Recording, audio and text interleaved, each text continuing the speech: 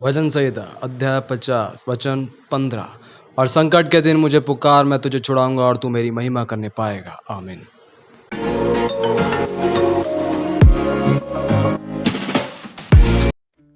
एक बार फिर से स्वागत है आपका आपके और मेरे चैनल जे क्राइस्ट पर। बढ़ते हैं सच्चाई की ओर। अभी आपने कुछ देर पहले जो वचन सुना वो इस आधार पे था कि जब भी हम अपने परमेश्वर को, अपने खुदा को पुकारते हैं तो वो हमारी सुनता है।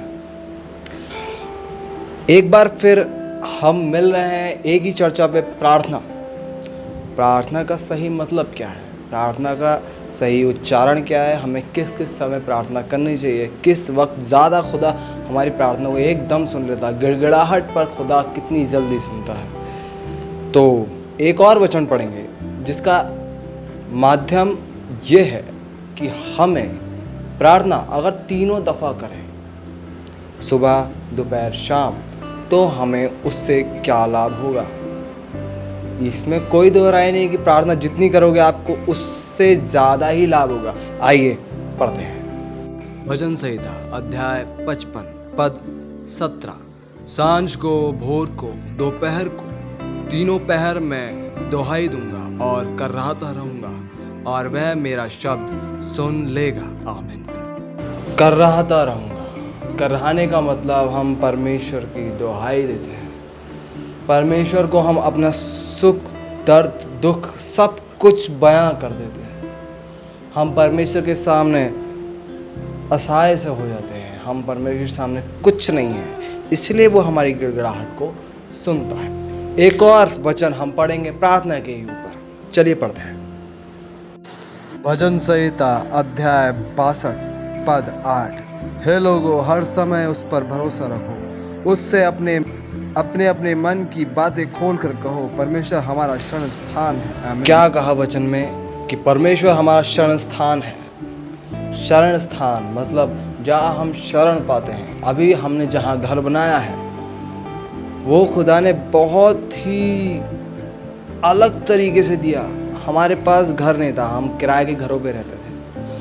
हम जब से देखा है, हमने जब से होश संभाला है, हम किराए के घरों पे दिन बसर करते थे। हम परमेश्वर को दुहाई देते, अपना सारा चीज़ें बयां कर देते थे। परमेश्वर से मेरी माँ यही दुआ करती थी कि सिर्फ एक छोटी सी कोठरी बनाने की जगह दे दे परमेश्वर, हम उसमें गुजारा कर लेंगे।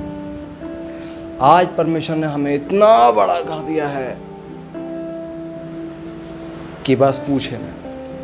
मतलब ये है कि हम अपनी सारा दुख दर्द, अपनी सारी चीज़ें खोल के रख दो परमेश्वर के सामने। वैसे भी परमेश्वर हमारा दिल जांचता है, जानता है, पहचानता है, छान लेता है। इसलिए हमें कोई भी चीज़, कोई भी बात परमेश्वर से छुपानी नहीं चाहिए।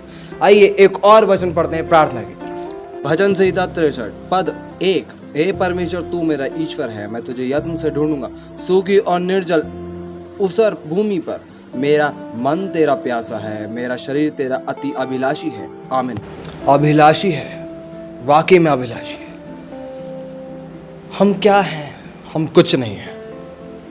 एक मिट्टी से सृजे हुए, परमेश्वर के प्यार में बनाए गए,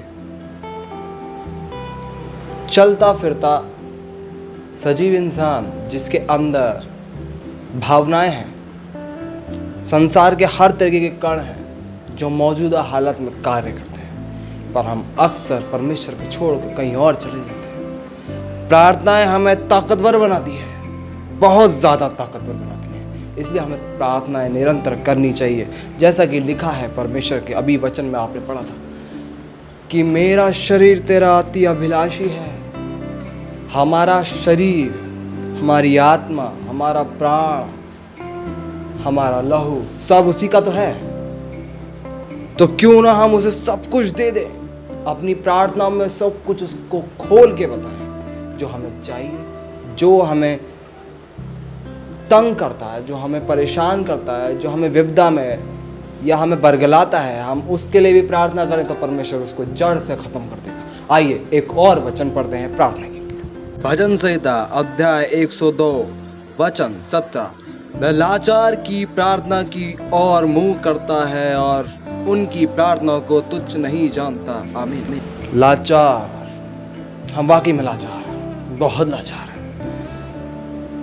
आप मानते तो हैं कि हमारे पास बहुत सारा पैसा है, बहुत सारी जगह है, बहुत सारी ज़मीनें हैं, बहुत सारे लोग हैं जो हमारे सपोर्ट में खड़े हैं, पर एक ऐसा समय आता है जब कब्र में हमें सिर्फ अकेला सोना पड़ता है। बिल्कुल सही। उस क्षण को, उस समय को, उस चीज़ को सोच कर अगर चले तो हमारा कोई नहीं सिवाय परमेश्वर के। हम लाचार हैं, हम बेबस हैं, पहले भी थे, आज भी हैं, हमेशा रहेंगे बिना खुदा के। एक और वचन पढ़ते हैं प्रार्थना पे, आइए पढ़ते हैं। भजन संहिता अध्याय 106 वचन 44-45। तो भी जब जब उनका चिल्लाना उनके कान में पड़ा, तब तब उसने उनके संकट पर दृष्टि की और उनके हित अपनी वाचा को स्मरण करके अपनी अपार करुणा के अनुसार तरस खाया। आमीन। जब जब खुदा ने हमारा चिल्लाना सुना है, हम परमेश्वर के लोग हैं, सही बात है। हम प्रार्थना करते हैं अपने परमेश्वर से, दुहाई देते हैं परमेश्वर से, सारे काम, सारी व्यवस्था, सारे क्रियाकलाप में हम परमेश्वर को जब अपना सब सर्वोत्तम मानते हैं, तो परमेश्वर हम कितना भी नीचे धंसे हो, हमें छुड़ा लाता है। हम कितनी गहराई में डूबे हो, हमारा हाथ पकड़ के ऊपर ले आता है। हम किसी भी विपदा में पड़े हों, परमेश्वर हमें हर विपदा से, हर संकट से, हर चीज़ों से बचाता है, क्योंकि वो हमारा चिल्लाना सुनता है। जब भी हम परमेश्वर के लोग परमेश्वर के लिए, परमेश्वर की मदद के लिए चिल्लाते हैं, तो वो अपनी अपार करुणा के माध्यम से हमें हर प्रकार की मुसीबतों और बुराइयों से बचा लेता है। ऐसी काफ़ी सारी मुसीबतें और कारण और विपदाएं हैं, और कई सारी ऐसी चीज़ें हैं जो हमारे आस पास रहती तो है, पर हमें पता नहीं चलता कि परमेश्वर हमें कब बचा ले जाता है। सपोज करिए आप ड्राइवर हैं, आप कार चला रहे हैं, आप बहुत आराम से कार चला रहे हैं, आपको पता है, पर जो पीछे वाला ड्राइवर है, जो आगे ड्राइव कर रहा है, जो आसपास आपके ड्राइव कर रहा है, क्या उसका मानसिक संतुलन सही है? गड़बड़ा भी सकता है।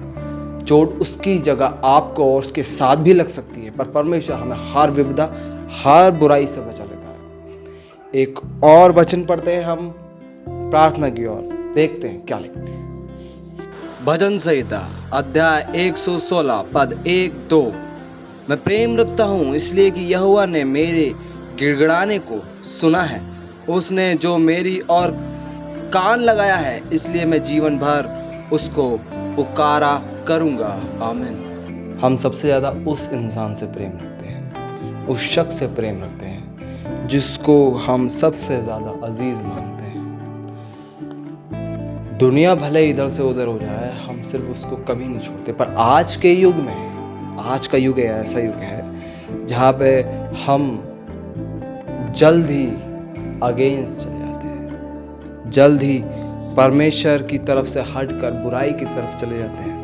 हम अक्सर प्यार करना, प्रेम करना छोड़ देते हैं। हम प्रेम करते हैं अगर परमेश्वर से, क्यों करते हैं? क्योंकि वो हमारी दुहाइयों को सुनता है, हमारी प्रार्थना को सुनता है। आज का जो मेन टॉपिक है वो ये है कि प्रार्थना, प्रार्थना और प्रार्थना, प्रार्थना के अलावा और कोई हथियार नहीं है हमारे पास। प्रार्थना कीजिए, वचन पढ़िए, परमेश्वर के करीब रहिए, बेहतर से बेहतर किताबें पढ़िए जो आपको परमेश्वर की ओर खींच लाए। एक और वचन पढ़ेंगे हम, भजन संहिता अध्याय 119 पद 2।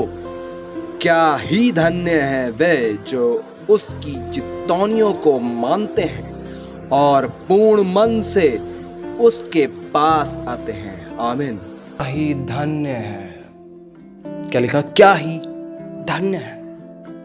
कितना धन्य हो सकता है जो परमेश्वर की चितौनियों को मानता है, परमेश्वर की हर एक आज्ञा को मानता है। परमेश्वर उसकी जल्दी सुनता है।